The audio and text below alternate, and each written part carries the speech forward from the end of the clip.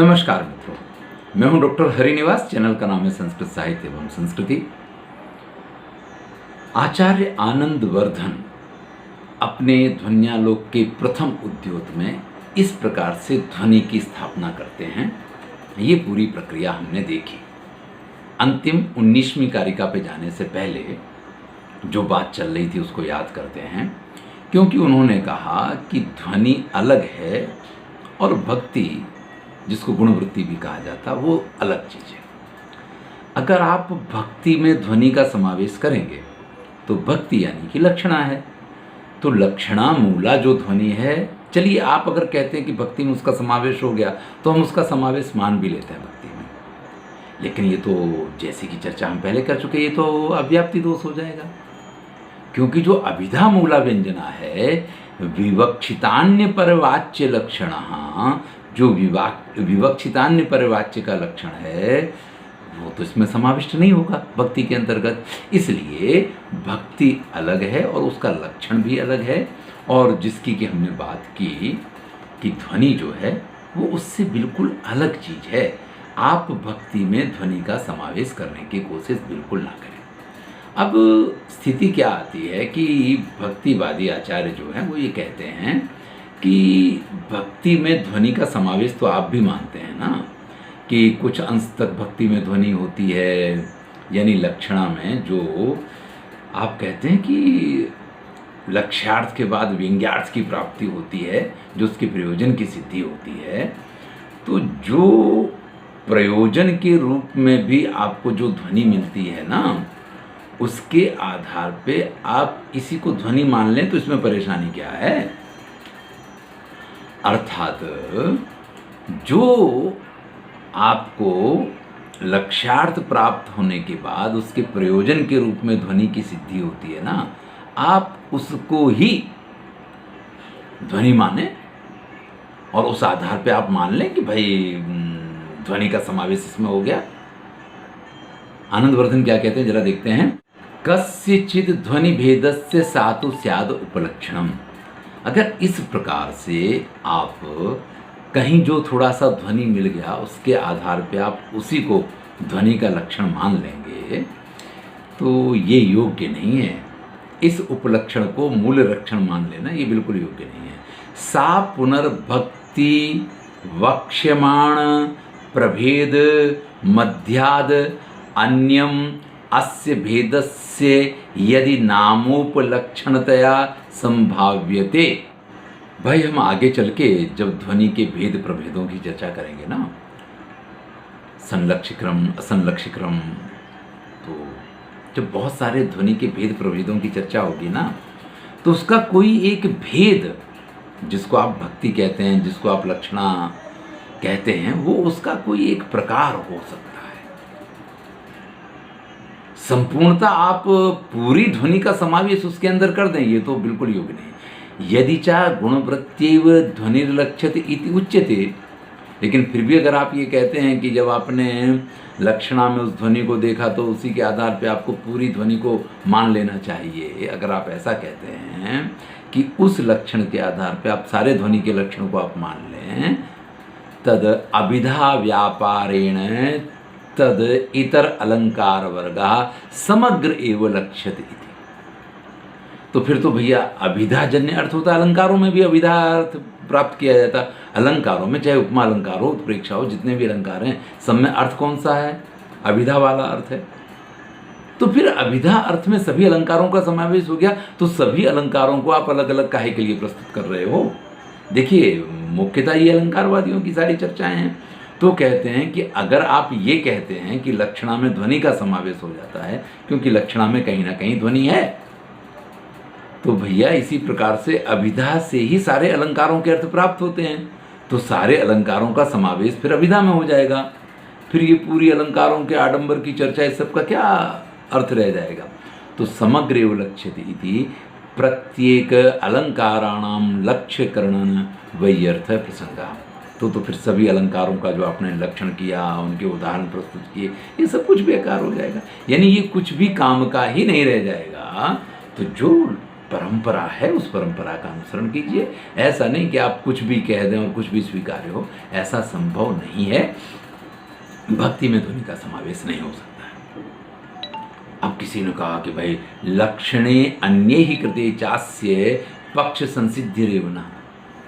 अरे भाई, इस ध्वनि को कोई आप आज नया थोड़ी प्रस्तुत कर रहे हो, पहले भी लोगों ने इस ध्वनि की चर्चा की है, ये कोई आपका सिद्धांत थोड़ी है, आप थोड़ी इसको प्रस्तुत कर रहे हैं।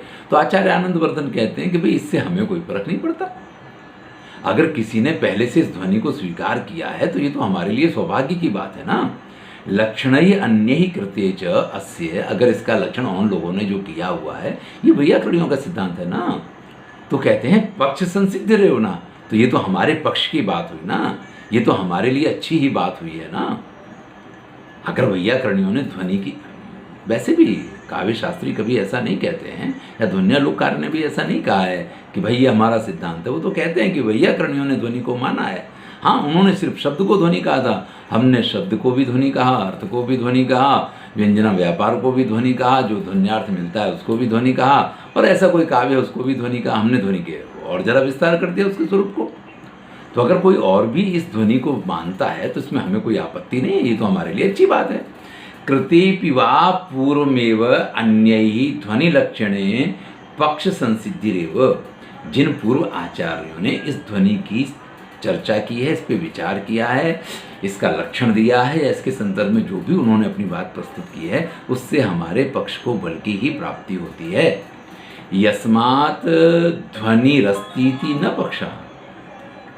इसका मतलब ध्वनि नहीं है ऐसा तो नहीं ही कहा जा सकता। इसका मतलब यही हुआ ना कि ध्वनि है। सच प्रागेव संसिद्ध इति यत्न संपन्न समीहितार्था संवृत्ता स्म। तो फिर तो ये जो हमने प्रयत्न शुरू किया था ध्वनि की स्थापना का, वो हमारा प्रयत्न पूर्ण हुआ। क्योंकि आप अगर इस चीज़ को स्वीकार कर लेते हैं कि ये ध्वनि का सिद्धांत कोई आपका सिद्धांत नहीं है, तो इससे आप हमारा तो विरोध कर रहे हैं, लेकिन आप ध्वनि का विरोध नहीं कर रहे। आपने ध्वनि का स्वीकार कर लिया, चलिए आपने ध्वनि का स्वीकार किया। हमारा लक्ष्य ये है ही नहीं कि आप आनंदवर्धन को मान लें, आप ध्वनि को माने। ध्वनि महत्वपूर्ण है, ये मेरी बात है, मैं महत्वपूर्ण हूँ, ऐसा तो है ही नहीं। ये भी सहृदय हृदय संवेद्य मनाख्येयमेव ध्वनिर आत्मान आमनास्यशुस् तेपि न परीक्षवादिनः। अब एक बात और कह रहे हैं कि जो आचार्य ये कहते हैं कि काव्य की आत्मा जिसको आप ध्वनि कह रहे हैं वो सहृदय हृदय संवेद्य तो है। वो सहृदयों को, जिन जो सहृदयी हैं उनको उस अर्थ का ज्ञान तो होता है, लेकिन जिसको आप ध्वनि कह रहे हैं अगर ये वही अर्थ है तो उन्होंने कहा है कि इसकी लक्षण उदाहरण चर्चा वगैरह नहीं हो सकती है, क्योंकि ये तो सहृदय संवेद्य है।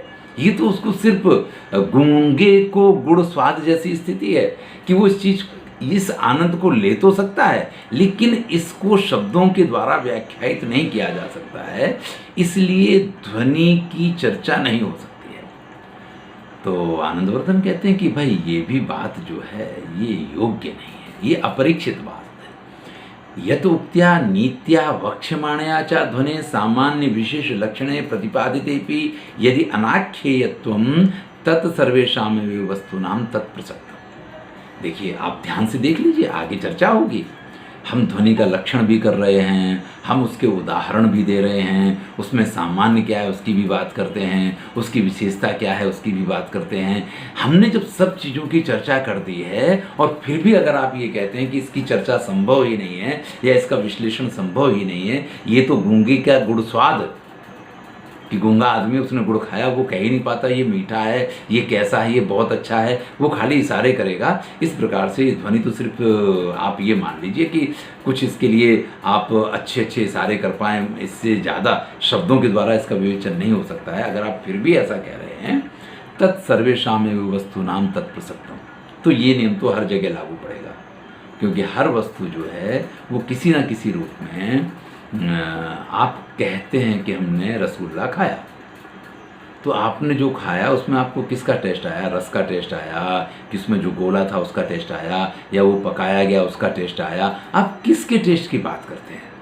तो ऐसे तो जब आप चर्चा करने बैठेंगे ना, तो आप किसी चीज़ का वर्णन कर ही नहीं सकते हैं। इसलिए इस प्रकार की बात नहीं करनी चाहिए। यदि पुनर्ध्वनिर अतिशयोक्त्यानया काव्यांतरातिशायितः स्वरूपम आख्यायते तत्यपि युक्ताभिधायिन एव।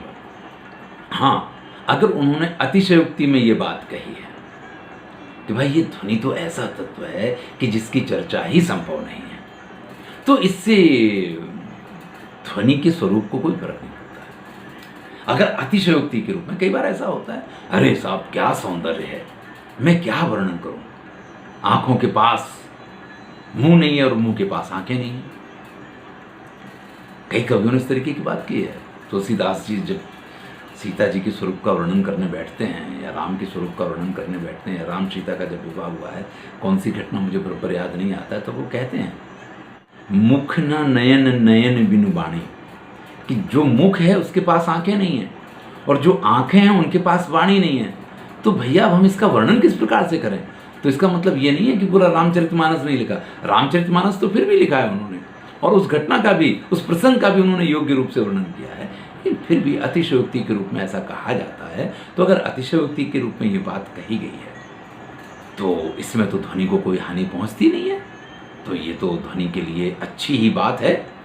इस चीज़ को समझाने के लिए ध्वन्यालोक में नहीं दिया, लेकिन लोचन टीका में एक श्लोक दिया गया है। हम आपके सम्मुख वो श्लोक प्रस्तुत कर रहे हैं और उसके बाद ये प्रथम उद्योग जो है वो पूरा हो जाएगा।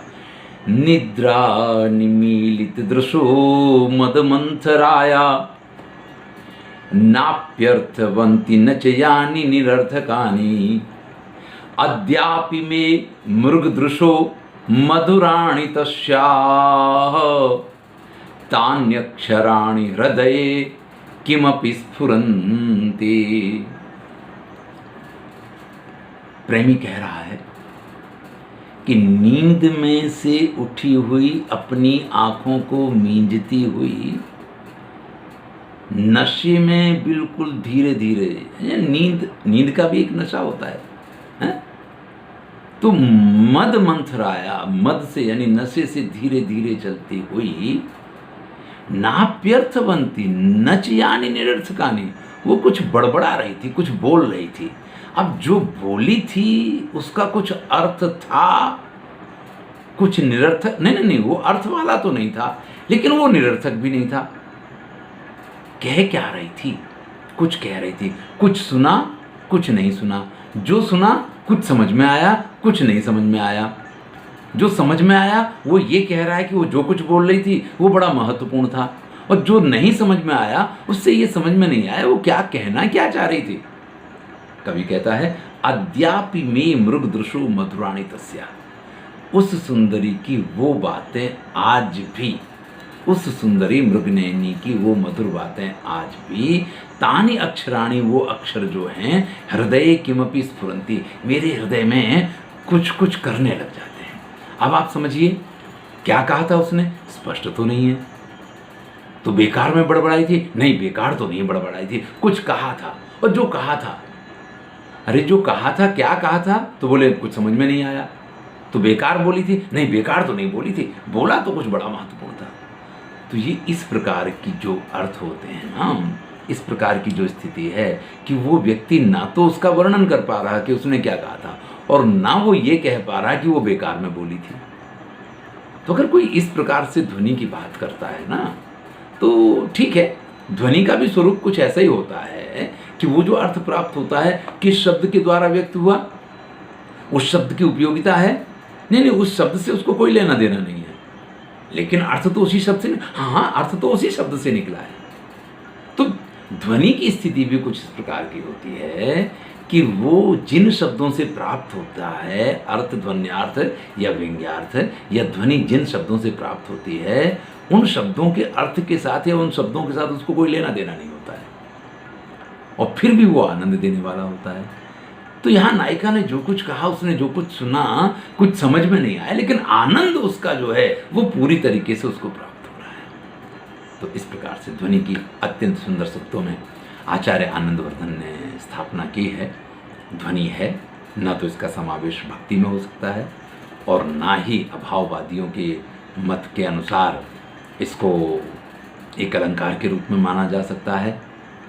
तो ध्वनि क्या है उसका विस्तृत विवेचन आगे होगा, लेकिन चूंकि बहुत सारे विषय रहते हैं, मैंने ध्वन्यालोक किस प्रकार से आपको पढ़ना है, किस प्रकार से आप इसका अध्ययन कर सकते हैं, प्रथम उद्योग तो आपको पढ़ा है, इसके अनुसार आप एक अंदाज लगा सकते हैं, आगे पढ़ सकते हैं। समय के अनुसार आगे इसके वीडियो बनाएंगे, लेकिन अभी ये प्रक्रिया यहाँ पे पूरी करेंगे, क्योंकि और बहुत सारी चीज़ें हैं जो सभी विद्यार्थियों को जाननी है। एक परिचयात्मक सभी का वो हो जाए, फिर उसको विस्तार से पढ़ा सकते हैं। और जैसे मैंने ध्वन्यालोक का पहला उद्योग प्रस्तुत किया है, ऐसे तो अभी तक मैंने सिर्फ, या ऐसे तो सही बात कहें तो मैंने आज तक कुछ प्रस्तुत ही नहीं किया है। इसको मैंने शब्दशः आपको पढ़ाया है, एक भी पंक्ति इसकी छोड़ी नहीं है। हर पंक्ति, हर कारिका, हर बात को आपके सम्मुख प्रस्तुत किया है। मैं समझता हूँ आपको आनंद आया होगा, आनंद लीजिए। अगर आपको हमारे वीडियो अच्छे लगते हैं तो चैनल को सब्सक्राइब कीजिए, नहीं तो वीडियो लाइक जरूर कीजिए, ये बड़ा जरूरी है।